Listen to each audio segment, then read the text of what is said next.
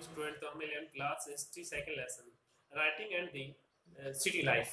तो हम बात करते हैं फोर्थ पार्ट कि urban station in the southern Mesopotamia temple and king.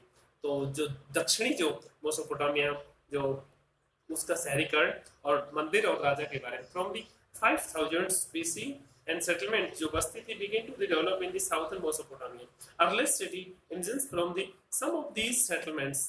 तो शुरुआत की बात करते हैं वो these were of various kind, तो अनेक प्रकार से हैं। तो those of the usually develop around the temples. Yes, सबसे पहले मींस टेंपल का किसी राजा ने पुरोहित ने मंदिर का निर्माण करवाया तो उसके आसपास सेटलमेंट बस्ती निर्माण हो गया।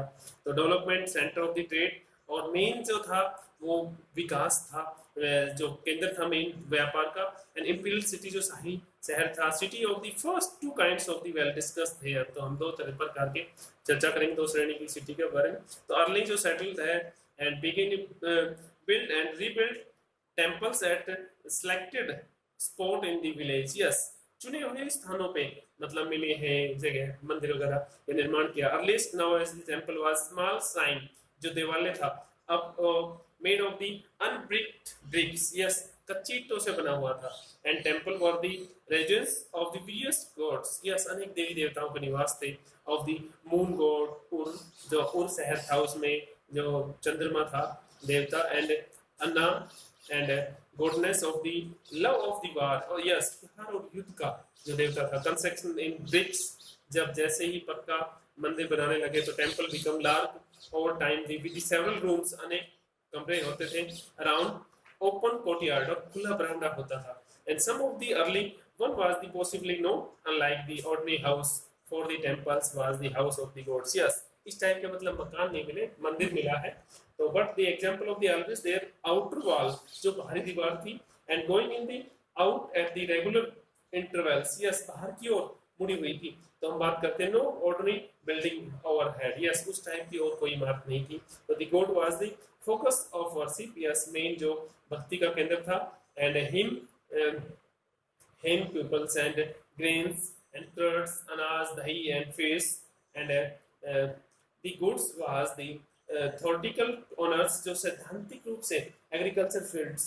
यस, जो गॉड भगवान मतलब मेन हम बात करते हैं कि हमारी खेती बाड़ी, हम भगवान को अच्छा याद करेंगे तो हमारी अच्छी होगी खेती बाड़ी, या अच्छे अपने उसमें काम में लगे रहेंगे। फिशरीज, हार्ट्स, पशुपालन। एंड लोकल कम्युनिटी, जो स्थानीय कम्युनिटी थी, ये मंदिर मतलब देवी देवता को बहुत ही याद करते थे। इन the time of the processing of produce and pressing, grinding and spinning and weaving of the woolens and was also done in the temple. Yes, ये सभी काम मंदिर में होते थे। Organization of production at the level above the household, employees of the merchant and keeper of the written record of the distribution and allotment of the grain, plug animal, bread, beer, fish, etc. ये सभी काम चलते रहते थे।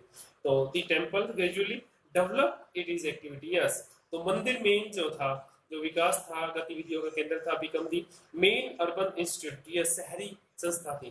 तो but there was also another factor on this sense, तो विद्वान थे काफी अन्य जो कारक थे। तो हम बात करते हैं in spite of the natural fertility, प्राकृतिक जो जमीन थी उपजाऊ थी। Agriculture was subjected to hazards. Yes, फिर भी इसके बावजूद भी नेचुरल आउटलेट, प्राकृतिक जो धाराएं थी, चैनल्स ऑफ द एप्रिट्स, जो रात जो नदी थी, would have too much water 1 year and flood the crops. Yes, अच्छा पानी की व्यवस्था होती थी, या फिर कभी बाढ़ आ गई तो sometime they would change course together. Yes, रास्ता बदल लेती थी। जो जो नदी थी फरात, दजरा और फरात जो नदी के बारे में हमने मोसोपोटामिया में पढ़ा है।